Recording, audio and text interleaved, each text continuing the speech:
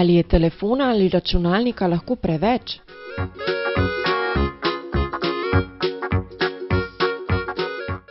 Če na internetu ali na mobilnem telefonu preživiš veliko časa, dolgo v noči na skrivaj, zaradi česar ti gre slabše v šoli, se manj družiš s prijatelji, te bolijo hrbet in oči, je to lahko znak zasvojenosti s tehnologijo. Poskusi sam zmanjšati čas uporabe, sicer pa si poišči pomoč pri starših, v šoli ali pokliči na Tom telefon na 116 111.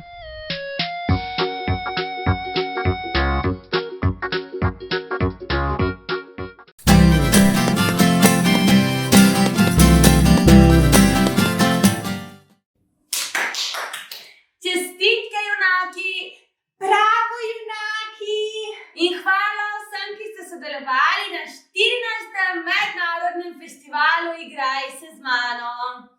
Ampak ni konec, ker jaz in Bine imava za vas ful posebno in čarobno potovanje zgodbic. Je ogromen nabor še zgodbic za zadnji dan sva pripravila za vas.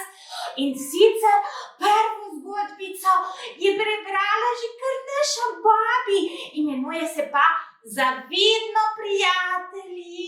Ja, in imela sem pomoč od moje prijateljice Natalije.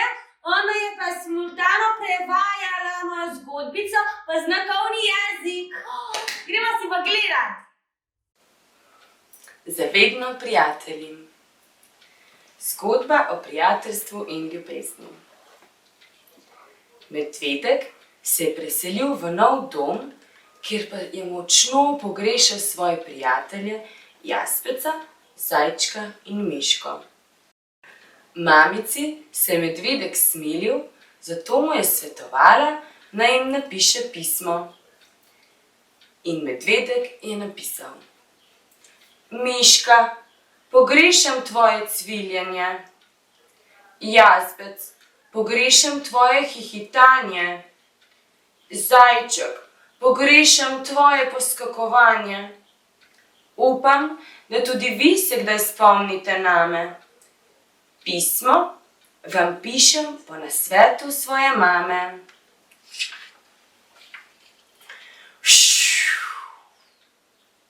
Je nenadoma zapihal veter in medvedku iztrgal pismo iz rok. Vrni mi ga, je bridko zajokal. A čeprav se je na vso moč trudil, ga ni mogel ujeti. Mamici je bilo zelo žal za medvedka. Močno ga je objela in ga skušala potolažiti.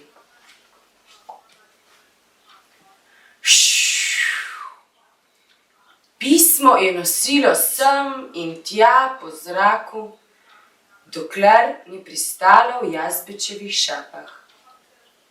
Jazbec ga je odprl in na branju medvedkovih besed mu je postalo toplo pri srcu.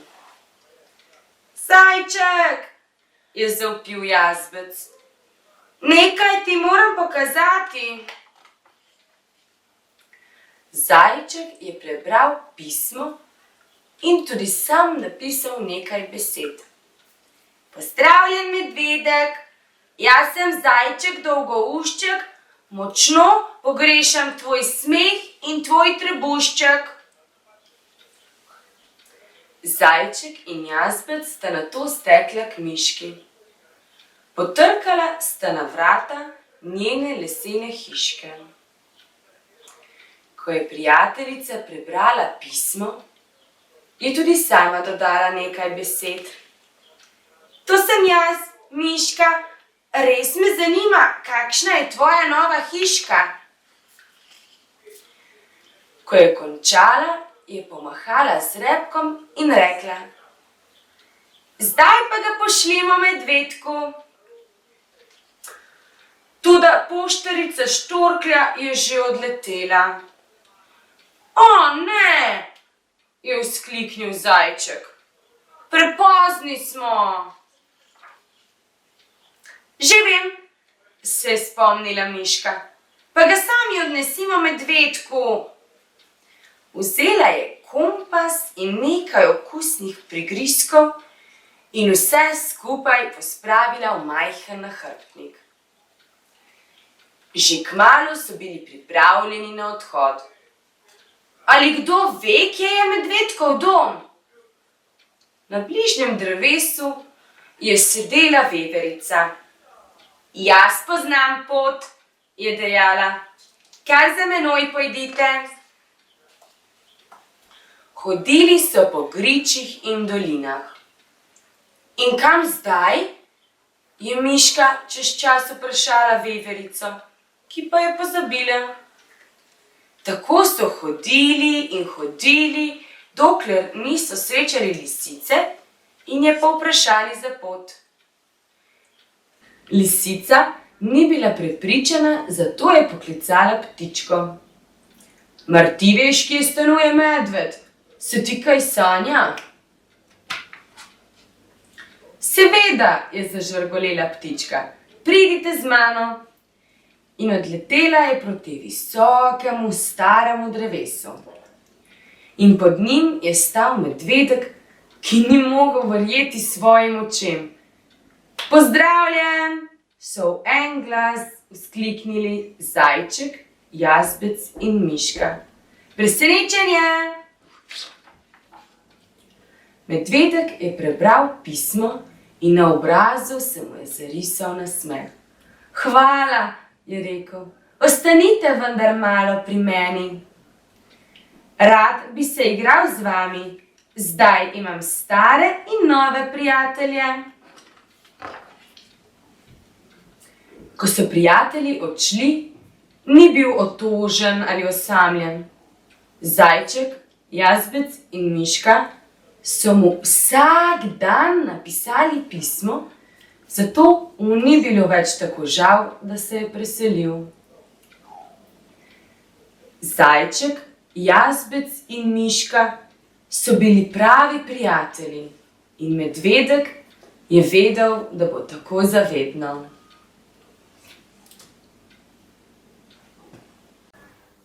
Bobi, koliko si pa to lepo prebrala, koliko je pa to lepa zgodbica. Si bova midva tudi zavedno prijatelja, a ne, Bobi? Vedno in še mnogo drugih ljudi in bitij, ki sva jih srečala letos na festivalu in so se z nama igrali. Zdaj bo pa ena zgodbica o mojih najljubših rožah, o sončnicah. Ampak ta zgodbica bo pa v angleščini. Ojoj, ampak bom jaz to sploh kaj razumela? Le nič tak, jaz ti bom pomagala, prav? Ok, no, to je pa zgodbica, ki so jo posneli Montessori Makedonija in sicer se imenuje Camille and the Sunflowers.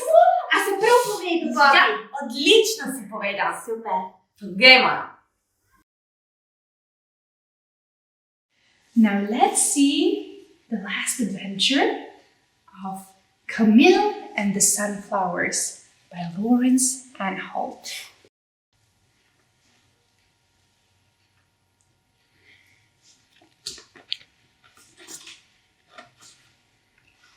Where Camille lived, the sunflowers grew so high they looked like real suns, a whole field of burning yellow suns.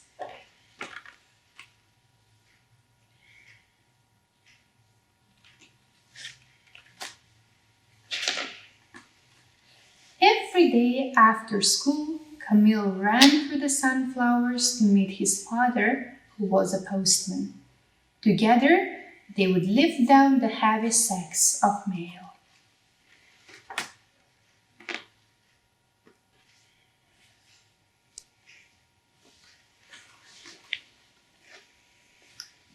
One day, a strange man arrived in Camille's town.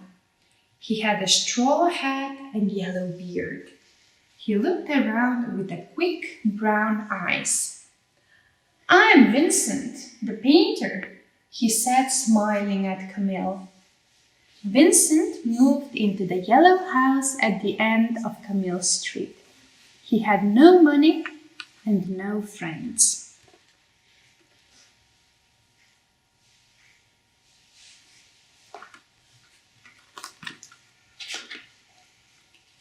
"Let's try and help him," said Camille's father. So they loaded up the postcart with pots and pans and old furniture for the yellow house. Camille picked a huge bunch of sunflowers for the painter and put them in a big brown pot. Vincent was very pleased to have two good friends.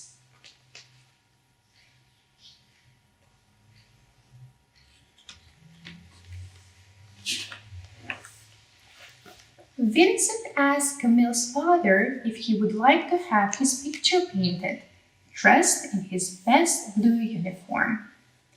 "You must sit quite still," said Vincent. Camille watched everything. He loved the bright colors Vincent used and the strong smell of paint. He saw the face of his father appear like magic on the canvas. The picture was strange, but very beautiful.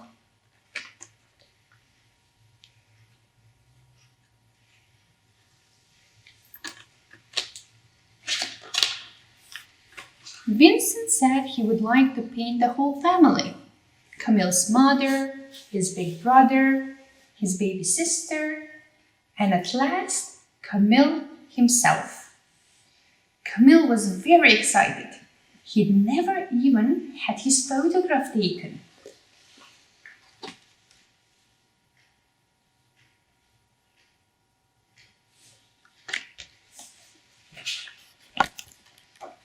Camille took his painting into school. He wanted everyone to see it. But the children didn't like the picture. They all began to laugh. Then Camille felt very sad. After school, some of the older children started teasing Vincent. They ran along behind as he went out to paint. Even the grown-ups joined in. "It's time he got a real job," they said, instead of playing with paints all day.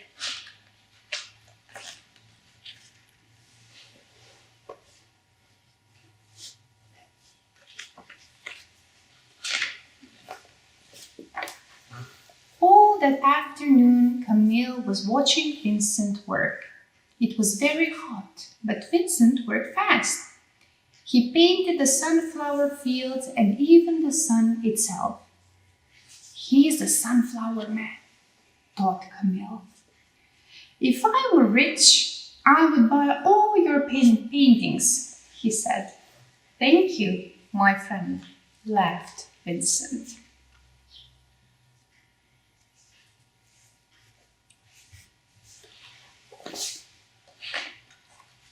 When Camille and Vincent came back from the field, some children from Camille's school were waiting for them.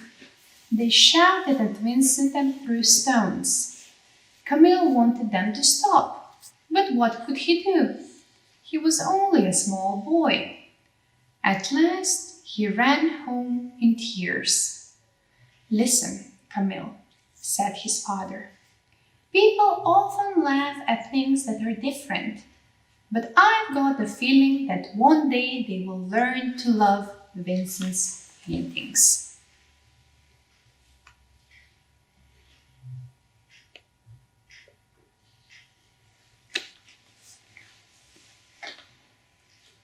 That night, Camille had a strange dream. He saw Vincent standing in the moonlight high above the town. He had struck candles on his head so he could see. The sunflower man was painting the stars.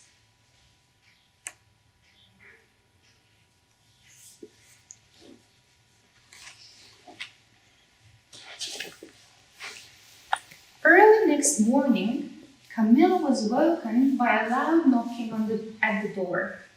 Some men from the town had come to see his father. "Listen, postman," they said. "We want you to give this letter to your friend. It says he must pack up his paints and leave our town." Camille slipped out through the back door and ran down the street to the yellow house.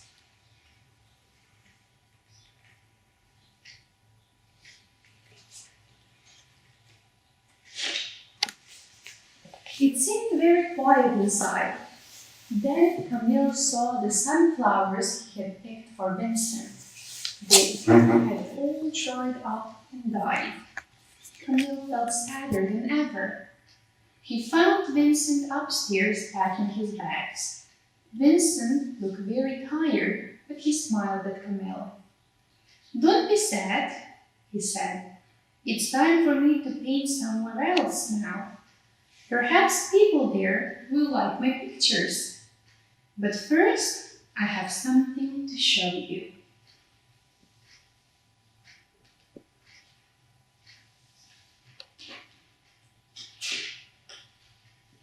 Vincent lifted down a big picture.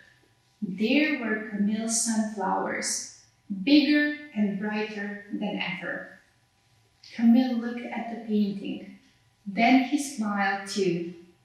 "Goodbye, sunflower man," he whispered, and ran out of the yellow house into the sunshine.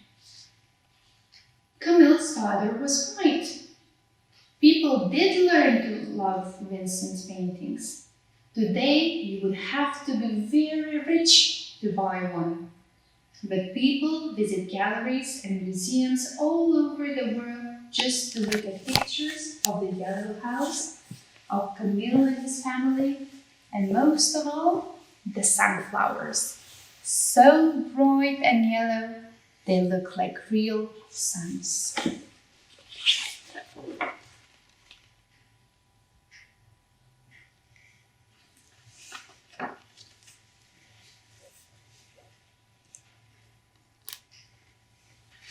And that's the end of Camille's adventure of meeting one of the most famous painters, Vincent van Gogh. Bobi, hvala, ker si pa pomagala kaj razložiti, ampak kaj sem pa tudi sama razumel. Ja, si mi tudi ti kaj prevedel. No, ampak si zdaj še ni konec, zanimalo še. Si res, iz doma upokojencev pod Brdo, Enorna Petrovo Brdo, bo gospa Angela Bergant nam prebrala kar 2 zgodbe. Ja, in tokrat v slovenščini, Pav in Vrana in pa Majhna kapljica. Ja, pa poglejmo. Kdo je srečen? Pav in Vrana. Vrana je živela v gozdu in v svojem življenju je bila popolnoma zadovoljna. Toda nekega dne je videla laboda. Labod je tako bil in jaz sem tako črna, si je mislila. Labod mora biti najsrečnejši ptič na svetu. Svoje misli je izrazila labodu. Pravzaprav sem se počutil kot najsrečnejši ptič tu naokoli, dokler nisem videl papige, ki je imela 2 barvi. Sedaj mislim, da je papiga najsrečnejša ptica na svetu. Vrana se je nato približala papigi. Papiga mu je pojasnila: "Živela sem zelo srečno življenje, dokler nisem videla pava. Jaz imam samo 2 barvi, on pa jih ima mnogo." Vrana je nato obiskala pava v živalskem vrtu in videla, da se je zbralo na stotine ljudi, da bi ga videlo. Ko so vsi odšli, se je približala pavu. "Dragi pav, tako si lep," je rekla. "Vsak dan te pride pogledat na tisoče ljudi. Ko ljudje vidijo mene, me takoj podijo stran. Mislim, da si najsrečnejši ptič na planetu." Pav je odgovoril: "Vedno se misli, da sem najlepša in najsrečnejša ptica na planetu. Toda zaradi svoje lepote sem ujel v živalskem vrtu. Zelo natančno sem preiskal živalski vrt in ugotovil sem, da je vrana edina ptica, ki ni ujeta v kletko. Zato sem zadnje dni razmišljal o tem, kako bi se lahko srečno potikal vse posod, če bi bil vrana. Takšna je tudi naša težava. Po nepotrebnem se primerjamo z drugimi in postanemo žalostni. Nauči se biti srečen s tistim, kar imaš, in ne glej na to, kar nimaš. Vedno bo kdo, ki bo imel več ali manj kot ti. Oseba, ki je zadovoljna s tem, kar ima, je najsrečnejša oseba na svetu." Majhna kapljica. Nekoč je živela majhna kapljica vode, ki je sanjala o tem, da bi postala snežinka in spremenila pokrajino v belo. Leta so minevala in nastopila je velika suša, ki je povzročila, da je majhna kapljica izhlapela iz jezera, v katerem je živela. Ko je dosegla nebo, je postala del majhnega oblaka. Takoj se je vreme ohladilo, je majhna kapljica iskala prijetno pokrajino, kamor bi lahko padla in jo pomagala prekriti s snegom. Toda zapadlo je le nekaj snega in takoj, ko se je dotaknila tal, se je stopila. Majhna kapljica je ponovno morala čakati na sončne žarke, da bi posijali in jo poslali navzgor k oblakom. Ko je sonce posijalo, se je majhna kapljica ponovno dvignila in spremenila v sneg ter padla dol. Po pristanku se je spet takoj stopila. To se je zgodilo večkrat. Nazadnje se je majhna kapljica pridružila velikanskemu oblaku, ker se je zbralo na milijone drugih kapljic. Poleg tega, da je bil velik, so bile razmere v njem dokaj neprijetne. Nekaj kapljic je ukazovalo vsem drugim naokoli, da naj se stisnejo skupaj. Največje kapljice na dno, najmanjše kapljice na vrh, hitro, ne smemo izgubljati časa. Naša majhna kapljica ni bila navdušena nad tem in želela se je ponovno pasti na zemljo, toda prijazna kapljica poleg nje je uspela pregovoriti. Kam greš? Ali noče sodelovati? Ko je prijazna kapljica videla, kako presenečena je bila videti naša majhna kapljica, je razložila, da se pripravljajo na veliko sneženje. Vse tukaj se zelo želimo spremeniti v sneg in za večni prekriti deželo, zato smo se vse zbrale skupaj. Pred leti sem to poskušala narediti sama, toda naučila sem se, da tega brez pomoči ne zmorem. Našla sem ta prijazen oblak, kjer si vse malo pomagamo in zahvaljujoč našemu skupinskemu delu smo ustvarili nekaj najboljših sneženj. Le malo kasneje sta obe kapljici kot snežinki leteli navzdol skozi nebo, obdani z milijoni drugih snežink in zelena polja so se spremenila v bela. Z veliko radostjo je naša majhna kapljica spoznala, da se takrat, kadar se vse delale skupaj, lahko dosegle to, kar je najprej bilo videti nemogoče. Včasih je potrebno na organiziran način delati z drugimi, da se dosežejo velike stvari. Wow, to sta pa res zelo lepi pravljici. Tisja, hvala, gospa Bergant. Ampak imamo pa še zgodbic. Naslednja je prav posebna in sicer imenuje se Koko in velika skrivnost. Prebrala jo bo pa Tija, Sara Lekšan. Ampak na prav poseben način jo čisto drugačno. Ona je prebere s pomočjo ene stvari, ki se reče nadomestna in dopolnilna komunikacija. Ja, ona uporablja različne pripomočke, računalnik, pa stikala, pa različne simbole in to ji pomaga, da komunicira z drugimi in se uči. Hvala ti, ki si pripravila to zgodbico za nas, jaz se že veselim, jaz komaj čakam, da slišam. Zdravo, ime mi je Tija, prebrala bom zgodbo. Koko in velika skrivnost.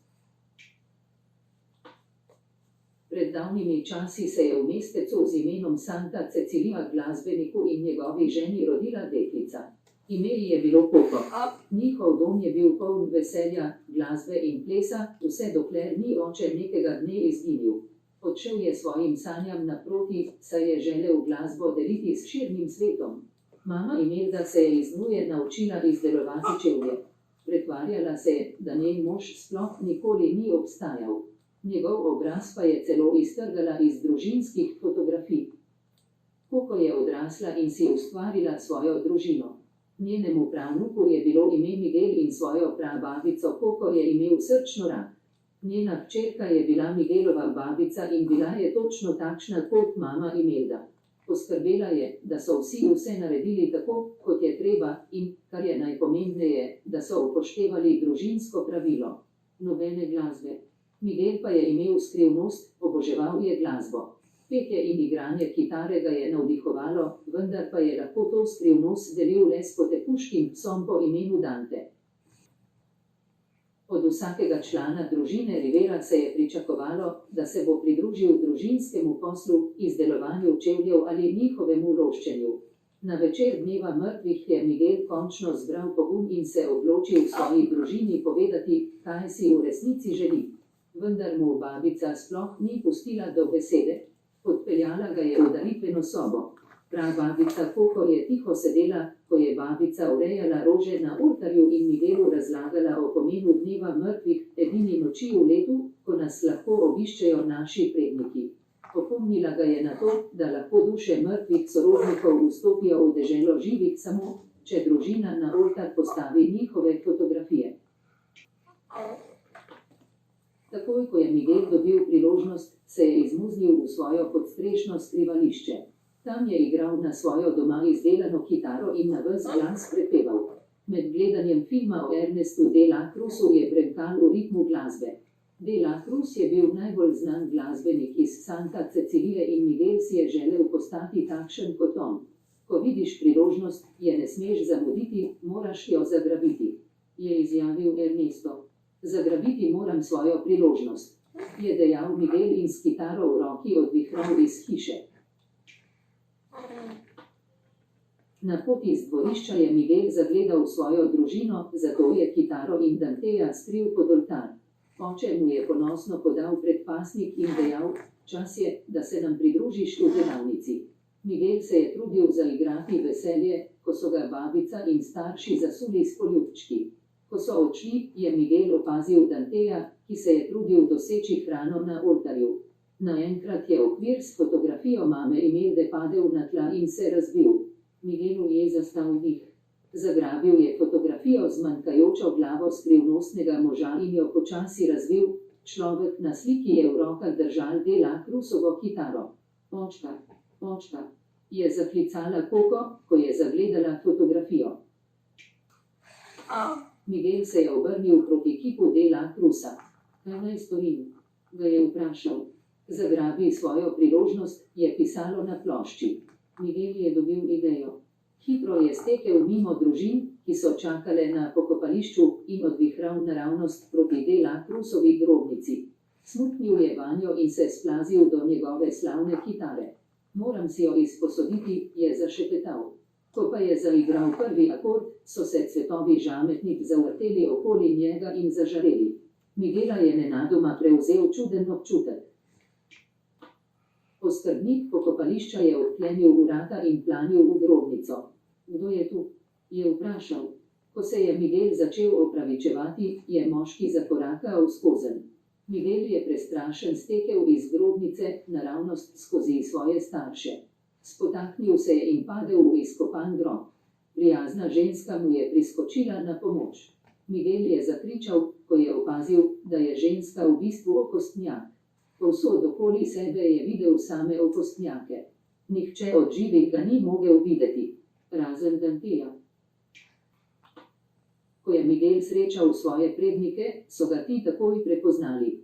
Bili so naravnost osupli, da ga vidijo. Miguelu je vzelo nekaj trenutkov, preden je prepoznal svojega dedka Julija, teto Viktorijo, strica Oscarja ter teto Rosito. Odločili so se, da ga odpeljejo v deželo mrtvih k mami Imeldi. Mrtvi člani družine Rivera so Miguelu in Danteju za petami sledili čez most, ki je povezoval obe deželi. Miguel je pred sabo videl bleščeče mesto dežele mrtvih. Ko so čakali v vrsti za prihode na centralni postaji Žametnica, je mož po imenu Hector skušal prečkati deželo živih.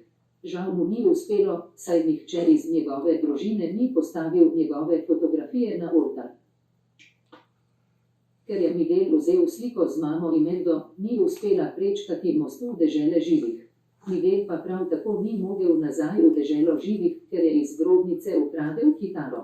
Da bi se lahko vrnil, mora pred sončnim vzhodom dobiti blagoslov družine ali pa se bo zavedno spremenil v okostnjaka. Mama Imelda je pred Miguelom pridržala cvet žametnice. Dajem ti blagoslov za vrnitev domov, da vrneš mojo fotografijo na oltar. In nikoli več ne igraš glasbe. Cvet je začel žareti. Miguel ni mogel sprejeti pravil mame Imelde, zato se je opravičil in odšel na stranišče. Če želim postati glasbenik, moram dobiti blagoslov glasbenika, je dejal Danteju, ki je tekal ob njem. Najti morava mojega pradedka. Miguel je v bližini slišal Hektorja, ki je uradniku govoril o De la Cruzu.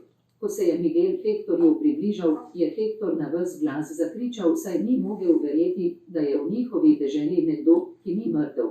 Če bi Hektor Miguela peljal do De la Cruza, da bi dobil njegov blagoslov, bi se lahko Miguel vrnil domov. Tam pa bi lahko nato na oltar postavil Hektorjevo fotografijo, da bi lahko prečkal most žametnic. Hektor je Miguelu pomagal se zamaskirati.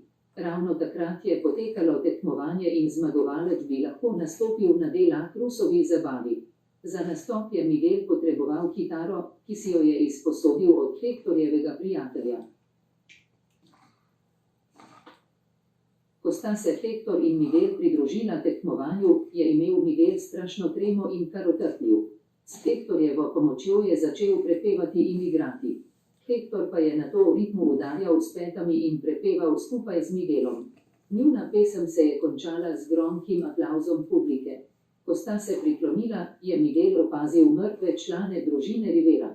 Sledili so mu. Hektor in Miguel sta se sprla, saj Miguel Hektorju ni povedal, da ima v svetu mrtvih tudi druge sorodnike, ki bi ga lahko poslali nazaj v svet živih. Miguel je vrgel Hektorjevo fotografijo van in stekel stran. S pomočjo glasbenikov, s katerimi se je spoprijateljil, je Miguel vstopil v De la Cruzov stol. Opazil je svojega pradedka, vendar ni mogel priti do njega, saj je bila gneča prevelika. Začel je prepevati in se skozi osuplo gnečo prebil do De la Cruza. Padel je v bazen in z obraza se mu je sprala maska. Miguel je De la Cruzu razložil, da je njegov prapravnuk. Prosil ga je za njegov blagoslov. Vstopil je Hektor, ki je bil De la Cruzov stari prijatelj. Očital mu je, da mu je ukradel pesmi, ki so ga naredile slavnega. Hektor je pred leti zapustil svojo družino, da bi igral z De la Cruzom, nato pa se je želel vrniti domov. Vendar pa De la Cruz ni želel, da odide, saj bi s sabo vzel svoje pesmi. Pred odhodom sta nazdravila. In Hektor se je spomnil, da ga je pred smrtjo močno bolel trebuh. Ker ga je De la Cruz zastrupil. De la Cruz je poklical varnostnike, ki so odpeljali Hektorja in Miguela. Varnostniki so ju vrgli v jamo. Hektor je postajal vse šibkejši, saj ga je hči pozabljala. Njegova hči Coco. Miguel je osupel na dan potegnil družinsko fotografijo z oltarja. Ugotovila sta, da sta v sorodu. Hektor je Miguelu povedal, da je De la Cruzova najslavnejša pesem. Uspavanka ne pozabi me, ki pa jo je napisal on za Coco, ker ni hotel, da bi ga pozabila, ko je bil z doma. Sorodniki in Dante so ju rešili iz jame. Miguel je mami Imeldi povedal, da se je Hektor želel vrniti domov, ampak ga je De la Cruz umoril. Morali so De la Cruzu vzeti Hektorjevo fotografijo, saj je še naprej izginjal, ker se ga Coco ni več spominjala. De la Cruzov koncert je bil že v polnem teku. Mama Imelda se je napotila v zaodrje in De la Cruzu skušala vzeti Hektorjevo fotografijo, vendar je ta poklical varnostnike. Mrtva družina Rivera in varnostniki so se pognali drug do drugega. Ko je mami Imeldi končno uspelo zagrabiti fotografijo, je ravno stala na odru, ki se je začel dvigovati. Imelda je zapela ter očarala občinstvo in hkrati držala varnostnike proč od sebe. De la Cruz se je pridružil in pesem spremenil v duet. Pela sta in se prerivala za Hektorjevo fotografijo, vse dokler ni mama Imelda zmagoslavno stekla z odra naravnost v Hektorjev objem. Mama Imelda je Miguelu dala fotografijo in izvlekla svoj cvet. Čas je bil, da svojega prapravnuka pošlje nazaj domov. De la Cruz je nenadoma pograbil Miguela in ga zalučal s stavbe. Šokirani Hektor je bil pri tem povsem nemočen. A De la Cruz ni vedel, da so kamere posnele celotno dogajanje. Publika je slišala njegovo priznanje, da je ubil Hektorja in ukradel njegove pesmi. Z grozo so opazovali, kako je potisnil Miguela. Dante se je pognal za fantom in ga pripeljal na varno. Prvi sončni žarki so pokukali na plano. Miguelu in Hektorju se je iztekal čas. Hektor je sedel po cvetu žametnice. Imaš moj blagoslov, Miguel. Nobenih zahtev, je dodala mama Imelda in Hektorju pomagala dvigniti cvet. Ta je začel žareti. Vuš, Miguel je bil spet v Santa Ceciliji. Stekel je domov naravnost do mame Koko. Videl sem tvojega očeta, je dejal. Se ga spomniš? Koko pa je samo sedela in zrla prece. Miguel se ni želel udati. Prijel je kitaro in zapel uspavanko Nepozabljene. Koko se je počasi razjasnil obraz, ko so jo preplavili spomini. Vsa družina je z začudenjem opazovala, ko se je Koko pridružila petju. Mama Koko je na plan potegnila staro knjigo in jim pokazala Hektorjevo sliko, tisto, ki je bila iztrgana z družinske fotografije. Minilo je leto in na večer dneva mrtvih je Miguel obdan z družino igral na kitaro. Vsi so uživali v glasbi, tako živi kot tudi mrtvi. Namesto da bi jih ločila, je glasba ponovno združila družino Rivera. Wow, tole zdaj je pa res nekaj izjemnega. Hvala ti za to super pravljico. Za danes pa to še ni vse. Za tale slavnostni zaključek festivala sva midva izbrala pravljico. Mamice, mamice! Živijo mami Bibi, živijo mami Binka! Zdaj nam bo prebrala Desa Muk pravljico Anica in materinski dan. Ja, uživajte mamice, no pa tudi vsi ostali. In to je seveda, to je Anica Pivnik. Stara je 8 let in hodi v 2. razred. In ta hip na sliki, vidite, ki je bila zelo dobre volje, je še ne mučijo skrbi zaradi materinskega dneva. Ampak nekaj dni pred materinskim dnem so se v šoli pogovarjali o mamah. Učiteljica je rekla: da sem pa jaz tole naučila. Mama je ena sama. Brez nje nas ne bi bilo. Mame veliko delajo, mnoge hodijo v službo in ko pridejo utrujene domov, poskrbijo še za družino in stanovanje. Včasih, ko je bilo življenje mnogo težje kot danes, so si morale celo odtrgati od ust, da so lahko preživele svoje otroke. Ja, to se pravi, če kdo ne razume, raje so dali otrokom za jest, kakor da so same jedle. Anica Pivnik je nemudoma začutila, da je mama nekaj najpomembnejšega na svetu. Učiteljica je nadaljevala: mame imajo zaradi vas veliko skrbi, veste? Ja, zato je prav, da smo jim hvaležni in pomagamo in smo pridni. S tem jim naredimo največje veselje in jim pokažemo, kako jih imamo radi. Zato tudi imamo materinski dan. Takrat se še posebej potrudimo in jih počastimo. Nato je povedala, da bodo za mamice pripravili proslavo in jim pri likovnem pouku naredili skromna darila, lepo pobarvane broške iz mavca. Anica se je močno vznemirila. Kadar se Anica vznemiri, se ji ravni lasje na temenu naberejo v nekakšen petelini greben. Okrogle rjave oči postanejo rumenkaste in majhen ploščat nos sredi okroglega obraza si pri vrhu naguba. Kaj si vendar to mišlja njena učiteljica, da je za mamo dovolj nekaj pesmic in trapasta broška, joj, to pa ne, za njeno mamo že ne. Tudi če si kdaj odtrga od ust za mamo, a ne, ona bi si zaslužila nekaj neznansko velikega in lepega. V mislih je zažarel prekrasen komplet kristalnih kozarcev, ki ga je že nekaj časa občudovala v veliki samopostrežni trgovini blizu šole. Tjaka sta z njenim najboljšim prijateljem Jakobom, ki je hodil v sosednji razred, tu in tam zavila po sladoled ali žvečilne.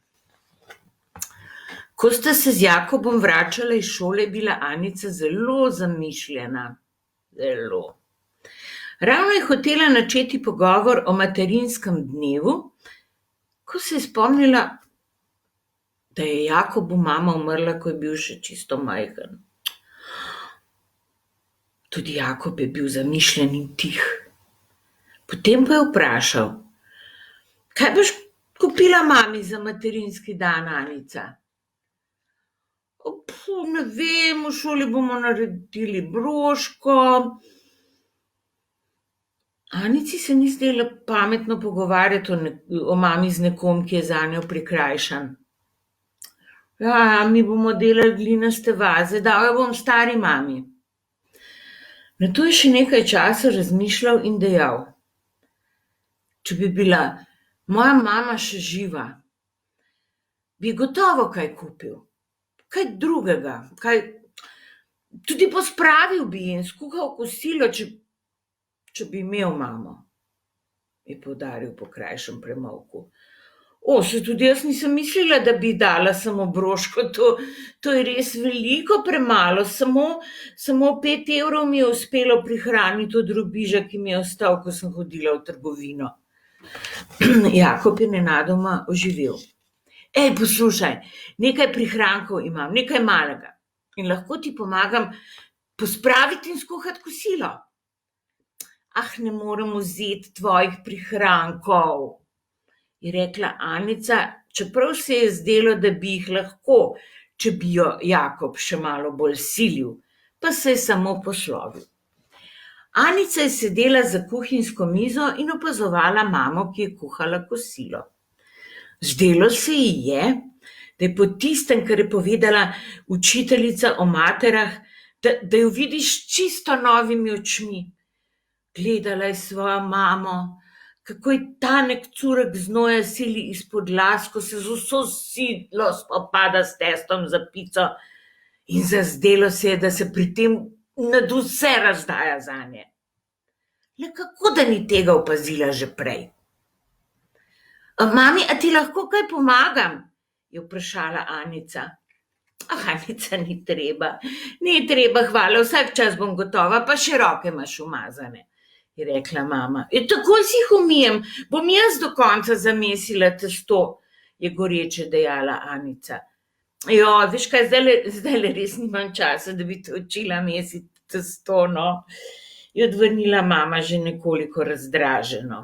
Daj, mami, no, je moledovala Anica. Glej, drugič, je odločila mama, ti rajši beri ali pa delaj nalogo. Anica je zaslutila, da žrtvovanje mami veliko pomeni in da se ga ne bo tako zlahka odrekla. Zato je kmalu dobila veliko dokazov. Ali ti lahko zlikam vsaj perilo, je vprašala. Ljubica, lepo od tebe, ampak bojim se, da se boš opekla, je mama zmajala z glavo. Kaj pa perilo? Lahko ga vzamem iz pralnega stroja in ga obesim. To pa sploh ne, Anica, se je zavzela mama. Zdaj so same rjuhe, veš, pretežke so zate, lahko dobiš pruh. Bog ve, koliko pruhov je mama že dobila namesto nas, je pomislila Anica. Da, mame so junakinje. Še dobro, da ne bom nikoli oče, se je namrdnila Anica v pogledu na očeta, ki je drmajoč na ležalniku čakal kosilo. Oče je bil pogosto nekako neviden, razen kadar se je bilo treba jeziti na druge. Toda ni bil čisto nekoristen, to pa ne. Včasih se ga je dalo pridobiti za stvari, nad katerimi mama ni bila navdušena. Morda bi ga lahko tudi tokrat pridobila za svoje načrte z materinskim dnem. Napotila se je k njemu, ko je užaljeno zavekal. Lačen sem! Zdaj ni primeren trenutek za prošnje, je pomislila Anica. Oče je vedno siten, kadar je lačen. Tedaj je na vrt priskakljala sestra Mojca. Ugani, kaj bom kupila mami za materinski dan, se je vsa važna postavila pred Anico. Srebrn obesek. Porka duša. Evo, srebrn obesek, je rekla vsa važna. Me ne zanima, rekla Anica. Toda Mojca se ni dala odgnati. Anici se je povesila čeljust. Če bi imela ona takšno žepnino, bi kupila mami zlat obesek. Še trdneje se odločila, da bo dobila denar za darilo, pa ne bo kakorkoli. Tudi po kosilu še ni bil primeren trenutek za napad na očeta. Takrat oče spi in ga ne sme nihče motiti. Toda Anica je bila na preži. Ko se je oče zbudil in ugotovil, da bi bilo treba malce oprati avto, je bila že tam. Previdno je začela. Očka, a veš, da se bliža materinski dan? Ja, pa res, ja, je zamomljal očka. Dobro, da si me spomnila, svoji mami moram kupiti šopek. Tudi jaz bi rada nekaj kupila svoji. Pametno, zelo bo vesela. Že, ampak sem čisto brez denarja, oči. Očka je vzdihnil, segel v zadnji žep po denarnico in izvlekel iz nje 5 evrov. Na, pa ji kupi rože. Zelo jih ima rada. Seveda jih ima, poln vrt rož ima. Poln in vse okenske police se šibijo pod njimi. Roža pri roži, cela hiša. To je nekako tako, kot če bi imela mama doma pekarno, Anico pa bi ji za darilo prinesla košaro žemelj. In tudi 5 evrov je veliko premalo za tako darilo, ki bi ga človek lahko resno jemal. Toliko je že vedela o denarju. A ne, tisti kozarci kristalni so bili sigurno dražji. Nekaj časa se je še potikala okrog očeta, če bi slučajno še enkrat segel v žep, a oče je že vlekel cev iz garaže. Očka, glej, če bi danes jaz oprala avto namesto tebe, bi lahko zaslužila še kak evro, je upajoče rekla. Ni govora. Moram se malo razgibati, sploh pa si dobila dovolj. Veš, pomembno je, da ji pokažeš, da misliš nanjo. Anica je imela srečo, ker je prav tisto popoldne prišla k njim na obisk babica. Babica, a greš malo z mano? Je rekla Anica, pograbila babico za roko in jo zvlekla na vrt. Sedli sta na klopco pod cvetočo češnjo. Babica, veš, koliko imam jaz tebe rada, babica, predraga moja, najljubša. Kaj pa bi rada od mene? Jo je prekinila babica. No, mislila sem, materinski dan bo, a ne? Ja, seveda ti lahko dam nekaj denarja, ampak ne vem, če si ga zaslužiš. Mislim, ker v šoli sem kar precej pridna. No, to je tako ali tako tvoja dolžnost. Od tebe pričakujemo, da boš pridna v šoli, ne bomo ti še plačevali za to. Ali kaj pomagaš mamici? No ja, se bi rada, pa mi ne pusti. Seveda, ko si pa tako nerodna, Anica. Bolj se moraš potruditi. Babica iz torbe izvlekla 5 evrov. No, naj ti bo, je že prav, da mamici narediš veselje. Anica se je spomnila, da je babica pravzaprav tudi mama. Mama njene mame. Toda ni se izdela tako junaška. Če kaj storila za druge, ni vdano molčala, temveč to oznanjala zelo glasno. Tudi zahvaliti se je bilo treba več kot enkrat. In to je Anica tudi storila. Saj veš, kako vas imam rada, kako rada.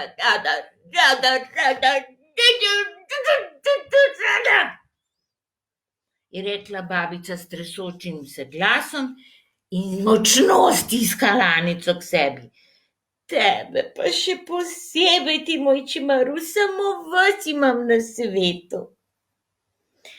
Naslednji dan po šoli sta šla z Jakobom v veliko samopostrežno trgovino v bližini šole. Anica je imela v žepu 15 evrov. Takoj sta se zapodila k policam steklenino. Prelepi kristalni kozarci so se svetili kot diamanti. Ne bi kar oči ven padle. Poiskala sta prodajalko.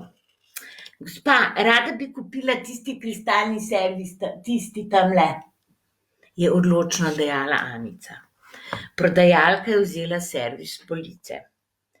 Z Jakobom sta vzdihnila od občudovanja. Koliko pa stane? 50 000, ne, pardon, joj, Kristus, tle imam že tolarjih napisan, pa moram prevajati. 50 evrov. Koliko? 50. Spogledala sta se. Toliko denarja pa nimava, je žalostno dejal Jakob. Za mamo kupujeva, veste, za materinski dan. No, koliko denarja imata? Anica je pokazala. Naj pogledam. Prodajalka je odvršala med policami, Anica in Jakob pa za njo. No, tale parfum je poceni, pa niti ni slab. Ima je pokazala stekleničko in odvila zamašek.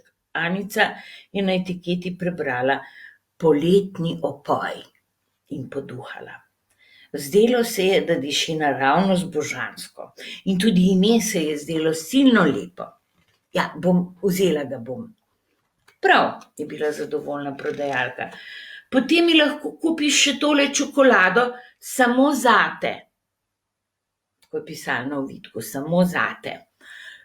To, se je navdušil Jakob, tako bo vedela, da je res samo zanjo. Yes! Plačala sta na blagajni in ostalo jima je še za 2 liziki. S plenom v vrečki sta odhitela domov. Staršev še ni bilo, Mojca pa se je pretegovala na kavču in se še zmenila ni zanjo. Anica je skrbno pospravila posteljo, skrila parfum in čokolado pod blazino. Zvečer, preden je zaspala, je še enkrat pobožala čokolado in odvila stekleničko s parfumom, zadovoljno poduhala ter vsa blažena zaspala. Zjutraj jo je zbudil občutek, da je nekaj močno narobe.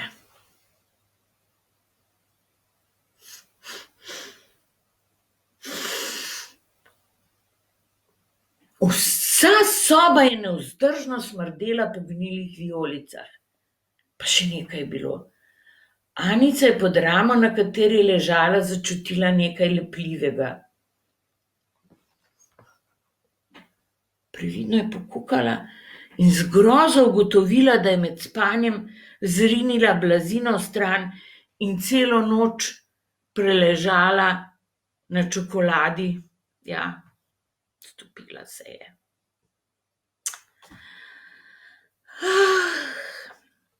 Iz prelepega rdečega ovitka z napisom samo zate se je raztezala velika rjava packa. Takoj nato je odkrila, od kod je izviral sladkobni vonj, tako oster, da je komaj dihala. Očitno je prejšnji večer slabo zaprla zamašek stekleničke poletni opoj in zdaj je bila skoraj prazna. Joj, ampak če pa to ni smola, no, a ne? Zdrvela je k balkonskim vratom in jih na stežaj odprla. Ravno je vrgla odejo čez razdejanje na postelji, ko so se vrata odprla in vstopila je mama. O, poglej našo punco, kar sama si vstala. Anica je strmela vanjo s široko razprtimi očmi, vsa rdeča v lica. Ja, telovadim, ravno telovadim, veš, mama. Pa nočem, da me kdo pri tem gleda. Lepo, da telovadiš. No, saj že grem, ne bom te motila, je rekla mama in se še enkrat ozrla po sobi. Kaj pa tako smrdi? Anica je zmignila z rameni. No, Bog ve, kaj so spet sosedje zmetali na kompost, je zagodrnjala mama in končno odšla. Anici je šlo grozno na jok. Tako se je trudila, da je zbrala denar, zdaj pa joj. No, vsaj broška ji ostane. Iz šole sta z Jakobom tekla v Sopot, nista imela prav veliko časa do takrat, ko se vrneta oče in mama iz službe. Samo 3 ure, da pospravita in skuhata kosilo. Mojca je imela k sreči karate in se ob sredah vračala skupaj s starši. No, sestavila sta takle jedilnik. Juha, pečen piščanec, pražen krompir, grah z maslom, solata, sladoled.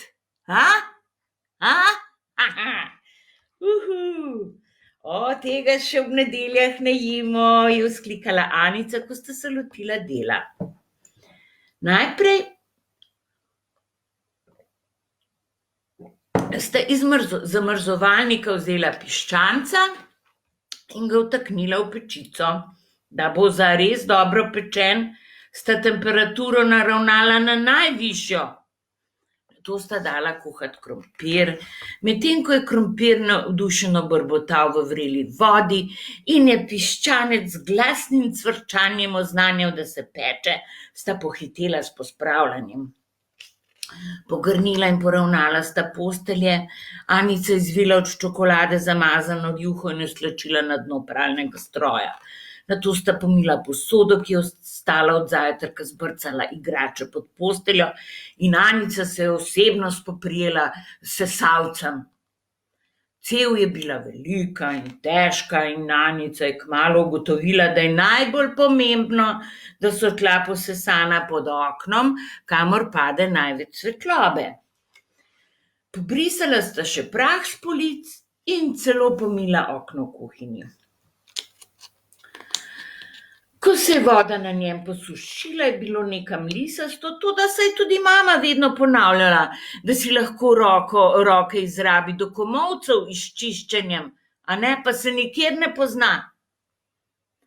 Na koncu sta na kuhinjsko mizo postavila vazo in vanjo vtaknila cvetočo češnjevo vejo. Mamo bo kap, tvoja mama bo kap, je zadovoljno ugotovil Jakob, preden se je poslovil. No, nato je Anica skuhala še juho, tako kot mama, kadar se je mudilo, v vrelo vodo je vrgla jušno kocko in vanjo usula rezance. Veliko rezancev, saj jih je imela zelo rada, tudi solato ni bilo nobenih težav.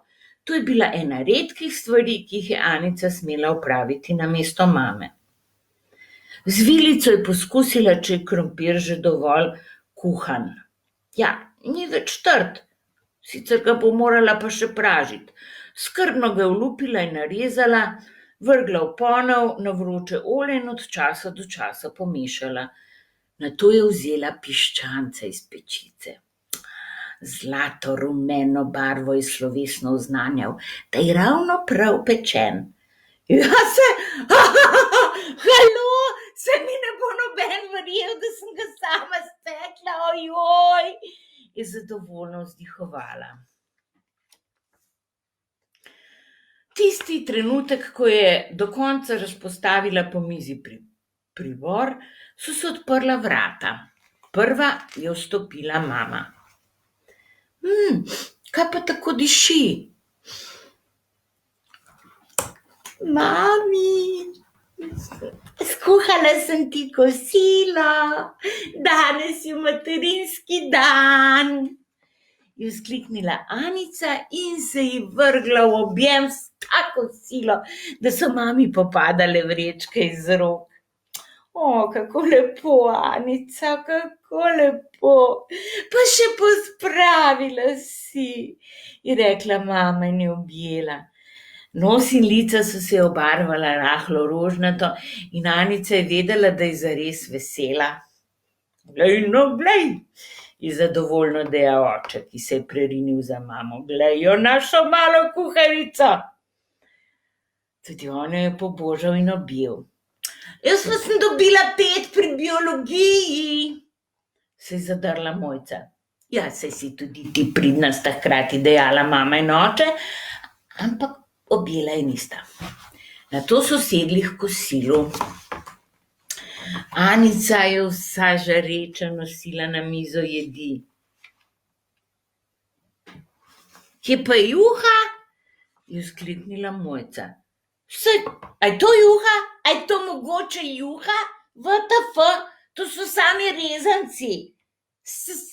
A to bomo zdaj jedli? Fuj. To je bilo sicer res. Res so bili sami rezanci in tudi Anici ni bilo čisto jasno, kako je to mogoče. Ko jih je vrgla v vrelo vodo, jih je bilo videti veliko manj. A ne? To je prava juha.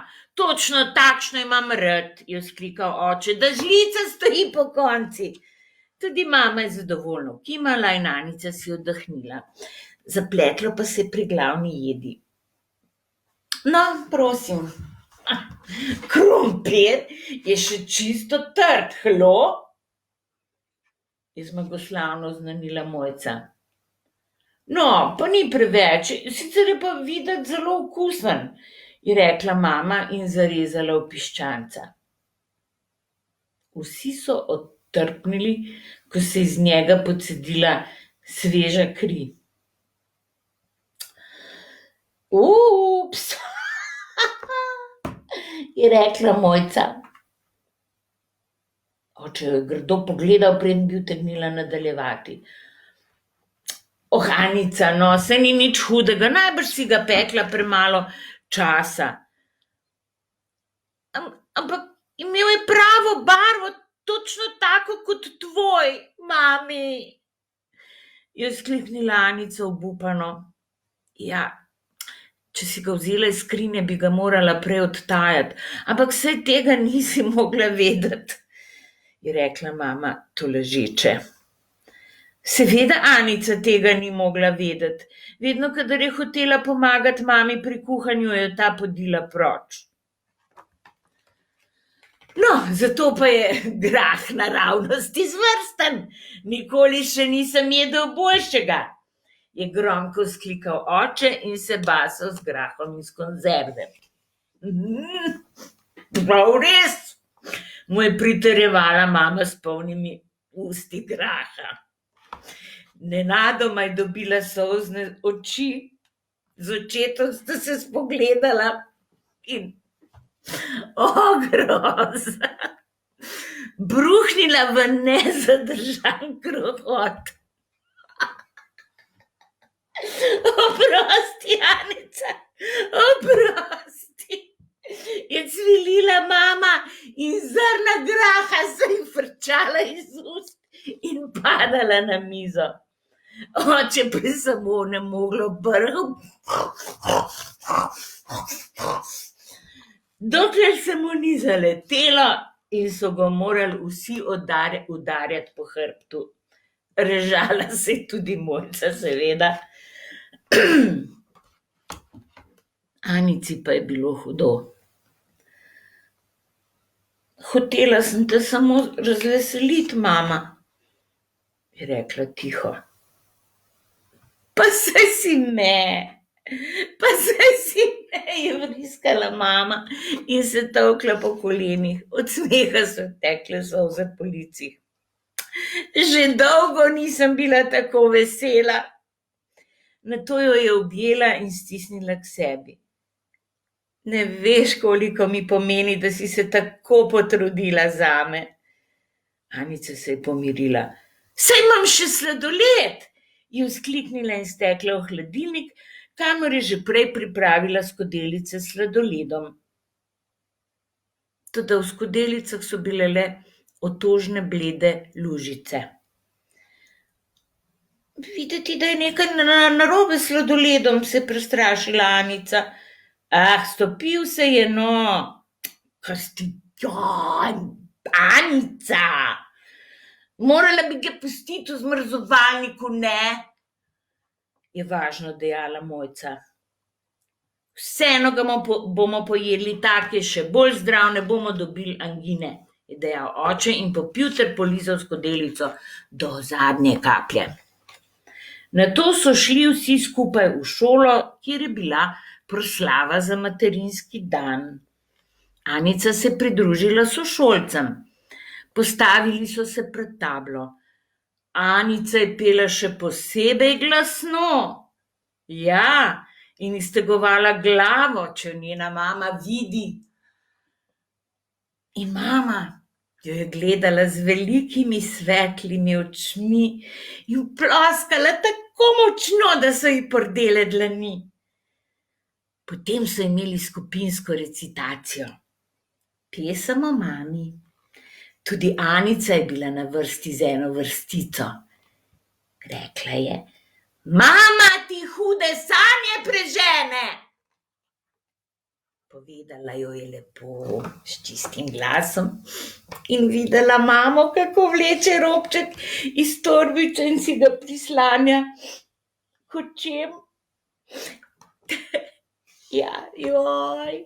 Sem se spomnila, kako sem se zmeraj cmerila, ko sem gledala svoje punce na proslavah, Bog pomagaj. Ko je bilo nastopa konec, so otroci stekli k svojim mamam in jim izročili zavojčke z mavčnimi broškami. Aničina je bila rumena z rdečimi srčki. Tako lepega darila pa še ne, je vzkliknila mama in objela Anico. A moj obesek ti pa ni bil všeč, a? Kaj? Se je oglasila Mojca. Seveda, Mojca, obeh daril sem enako vesela. Se je nasmehnila mama in objela še Mojco. Potem je oče vse skupaj povabil v gostilno na dunajske zrezke in pomfrit. Pa ne zato, ker se ne bi najedel za kosilo, da ne bo nesporazuma.